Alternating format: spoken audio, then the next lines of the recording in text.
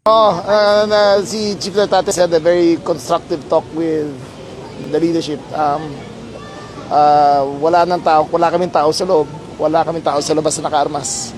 So purely lang kami doon, monitoring and securing, pero no armed components ang nasa rally din. So to be clear, Sec, may tao tayo pero hindi armado. Hindi armado. Parang nakikita nyo ngayon dito, yung naka-armas lang dito yung mga kasama ko. Yung kasama ni Chief, tsaka kasama ni Pero lahat ng riot police ko nakita nyo, hindi sila armado talaga. And that's been directed from the start. Sa mga susunod na araw, Sec, Ganun pa rin. Oo. Wag lang mag-escalate ang situation. Ganun rin ang preparation namin. Sa 3 days to, so ina-anticipate nyo ba na may mangyayari na tulong? Tingin ko wala. I think mukhang politically, siyempre, maraming mangyayari. Pero in terms of civic duty ng mga tao na gustong magprotesta ng katulad dati, tingin ko hindi kasing lang. Natuto na ba sila yung mga gulo?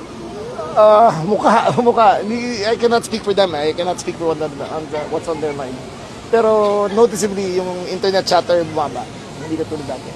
But at least a warning na... Well, pinost ko naman sa sa Facebook page ng DILG na nagbigay ako babala sa mga magulang na pagsabihan kanilang anak na huwag sumama sa mga geng-geng tsaka gangsta.